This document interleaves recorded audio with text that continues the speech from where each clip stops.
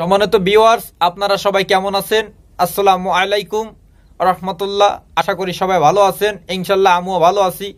তো আজ আপনাদের সামনে নতুন আর একটা ভিডিও নিয়ে চলে আসছি, যে ভিডিওটা অনেক অনেক ইম্পর্টেন্ট।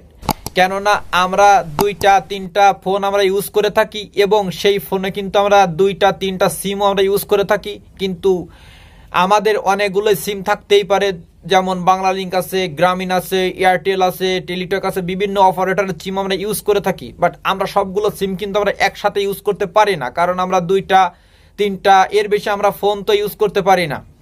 তো আসলে অবশ্যই এমনও লোক আছে যে মানুষের মোটে একটাই ফোন আছে, তো সেই ক্ষেত্রে দুইটার বেশি সিম ইউজ করতে পারে না, কিন্তু তাদের চারটা পাঁচটা সিম কিন্তু অবশ্যই আছে, কিনে বাড়ি ফেলে রাখে। কিন্তু একটা সিম যখন কেয়ার থেকে কেনা হয় তখন সিমগুলো গ্রাহকের সেবার জন্য অবশ্যক বিক্রি করা হয় এবং গ্রাহক তার থেকে সেবা নেবে, সেজন্য কিন্তু সিমগুলো ইউজ করা হয়। তো আসলে একটা সিম কতদিন পর্যন্ত বন্ধ রাখলে মালিকানা হারানোর সম্ভাবনা থাকে? বাংলাদেশের অবশ্যক একটা নিয়ম আছে, সে নিয়ম অনুসারে কতদিন পর্যন্ত সিম বন্ধ রাখলে সিমের মালিকানা হারানোর সম্ভাবনা থাকে, এবং সিমটা অনেকদিন বন্ধ রাখলে সিমটা ডিঅ্যাক্টিভ বা ড্যামেজও হয়ে যেতে পারে। সেই বিষয় নিয়ে আজকের আমরা আলোচনা করব। তো দেরি নয়, চলে যাব মোবাইল স্ক্রিনে, দেখতে থাকুন ভিডিওটা। তার আগে আমার চ্যানেলটা অবশ্যই সাবস্ক্রাইব করবেন, কেননা যে যেখান থেকে দেখছেন আশা করি আমার চ্যানেলে যারা নতুন আসবেন সবাই আমার চ্যানেলটাকে সাপোর্ট করবেন এবং চ্যানেলটাকে সাবস্ক্রাইব করে রাখবেন। আপনারা দেখছেন SK Rasel official YouTube channel.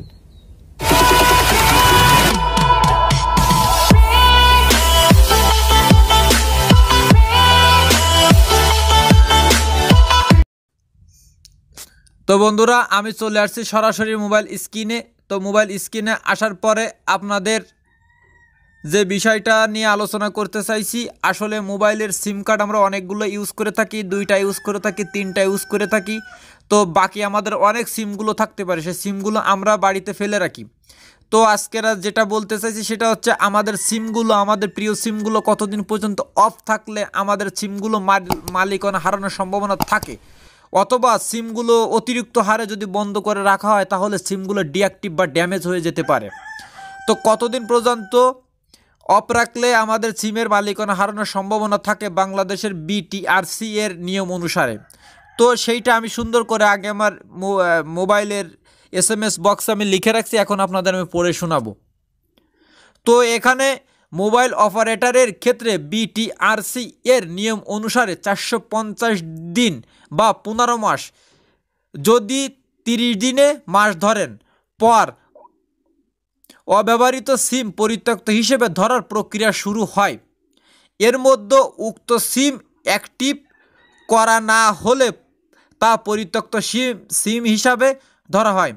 এতে করে সিমের অপারেটরের চাইলে উক্ত নাম্বার অন্য কারো কাছে বিক্রি করতে পারবে, সেক্ষেত্রে সিমের মালিকানা চলে যাবে।